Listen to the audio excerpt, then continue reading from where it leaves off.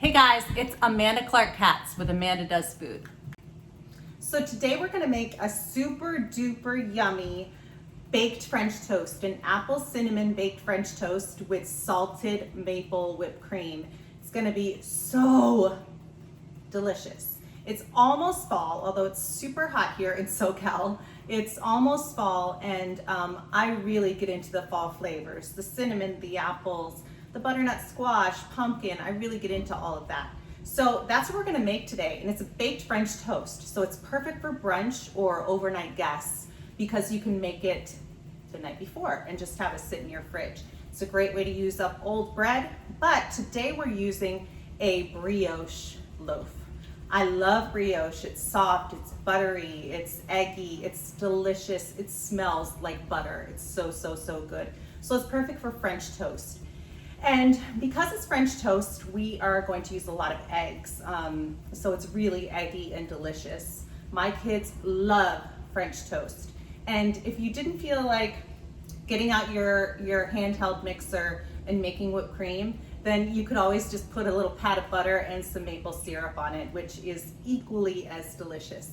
If you just wanted to take it one step further, just make the whipped cream. So let's get started.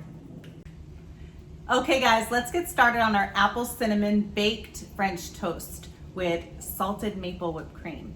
It's gonna be yummy. All right, so over here I have one loaf of brioche, and it's day old, and then I let it sit out overnight after I cubed it to kind of get a little crusty and stale, slightly stale. You could also just stick this into a 350-degree oven, 375-degree oven to get a little dried out. But over here in this bowl, we're gonna make our custard. I already have some orange zest and 10 eggs in here. And I'm just gonna whisk those up just to make sure before we add any other ingredients, it's totally whisked and the yolks and the egg whites are completely combined. All right. We're going to add 1/3 cup of packed brown sugar and about a teaspoon of salt. I'm just gonna break that up. The brown sugar will add that nice molassesy kind of taste that goes really, really good with apple and cinnamon. I'm really looking forward to this. You could also assemble this the night before, leave it in the fridge, and then bake it off in the morning, so it's perfect for overnight guests or a brunch. All right, so here I have 2 cups of heavy cream, and it's room temperature. Get that all in there. Looks so yummy. So decadent. And here I have some unsweetened organic applesauce. So there's nothing in here but pureed apples. I'm gonna put that in. This is a nice little shortcut. You could also make your own or add some nice sauteed in butter and sugar, nice apples that you've sliced and peeled. I do that sometimes, but this is just such an easy shortcut. And you really get that appley flavor. Just kind of stirring it all together. Next, we're gonna add some nutmeg. Ooh, Rimini, Jiminy. Hold on one second.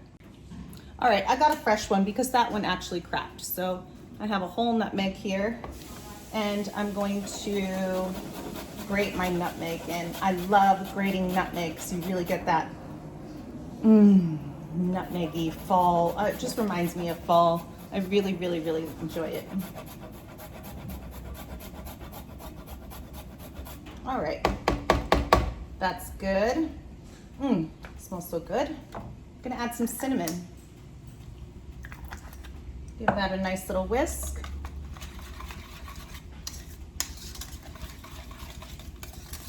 Make sure it's all nice and combined well. All right. I have a nice 3-quart casserole dish. This is probably like my favorite dish ever for lasagna, bread puddings. It's just very, it just makes a delicious product. Okay, so here we have our bread. We're gonna dump that all in. And I'm just gonna kind of soak everything together. Stir it all up, and then we'll put it into our buttered dish. Bread puddings are so easy, and they're literally one of my favorite foods, savory or sweet. And I mix up the flavors all the time. All right, that looks perfect. Let's move all of this out of the way. And I'm gonna bring our dish over and pour this in. Perfect. Put all our dishes in here. And let's kind of smooth this out. All right, I'm just gonna let this sit for about 10 minutes out here on the counter just to make sure the bread really soaks everything up. And then I'm gonna bake it off. I'm gonna bake this at 350 degrees for about an hour or until it's set. You might wanna check it after about 50 minutes or so. It will probably take about 60 to 70 though. All right, so I'm gonna put this in the oven and then I will be back to show you the finished product and we'll taste it. Oh, and we still have to make our salted maple whipped cream. Guys, I am so sorry. I forgot to put in the pure vanilla extract in our bread pudding. You need a tablespoon of that. And it's really good with the apples and the cinnamon. So I apologize for forgetting that. Let's get started on our salted maple whipped cream. For that, we need pink Himalayan salt. You can use any kind of fine sea salt. This one is fine, just to make sure it dissolves well into the whipped cream. But you can use any kind of pure salt that you want. And we also have pure maple syrup that we are going to sweeten our whipped cream up with. So here I have a bowl. It's been in the freezer. It's ice cold. My whipping cream is cold right out of the fridge. So let's get started. First we need this entire pint. Just gonna pop that in here. And then we're gonna add a little pure maple syrup. Make sure you use pure maple syrup, not cornstarch. And tiny bit of vanilla. And we're gonna need a teaspoon of our, I'm just gonna take this top off. A teaspoon of our fine pink Himalayan salt. I love using pink salt. All right, that's good. And now I'm just going to whisk it up or whip it up with my handheld blender. I'm sure you guys don't wanna watch this, but I'll bring you back every now and then.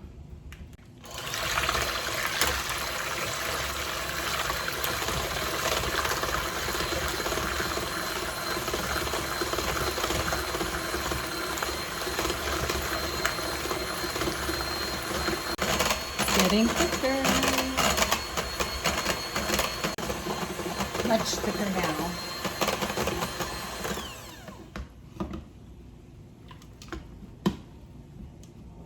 Super duper thick. I think I'm gonna do it just a tad more though. Okay, that was a total of about a minute and a half. That's how fast it is. I'm just gonna stick this in the fridge and wait for us. And I'll be right back when our bread pudding is done. Okay guys, I took our bread pudding out of the oven and it smells unbelievable in here. Apples and cinnamon and brown sugar. And I wanted to show you what it looks like. Again, this was in the oven at 350 for 55 minutes. So it will depend. Look how good that looks. So yummy. All right, I'm going to finish this off with some powdered sugar. I'm gonna let it cool. Well, it's been cooling for about 10 minutes so that the powdered sugar doesn't completely melt. Then we're gonna top it with our delicious whipped cream, our salted maple whipped cream. All right, I'm gonna photograph this and then we'll be back to taste it. All right, let's get a nice scoop out. Let's see. Nice big scoop out. This looks so good.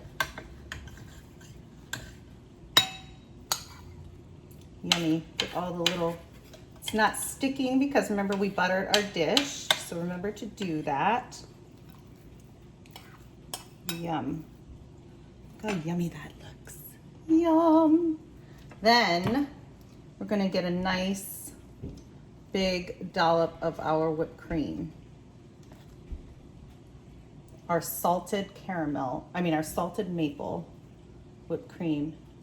And it's gonna melt ever so gently. I've got my pumpkin spice Nespresso here.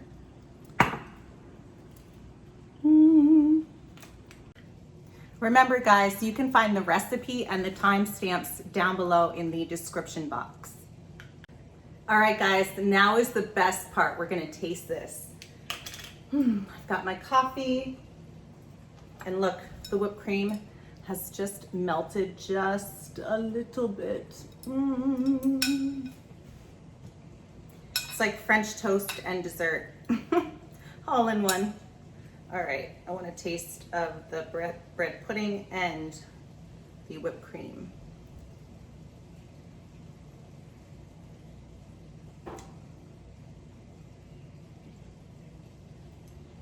Like, I can't even tell you how good that is. It's so delicious. Make this for a brunch or overnight guests or even a potluck. Bring it to somebody's house.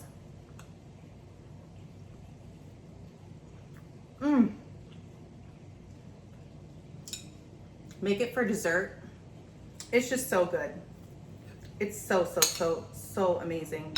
This salted whipped cream just takes it to another level.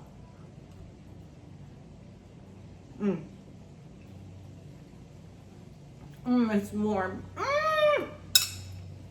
A little bit of my coffee.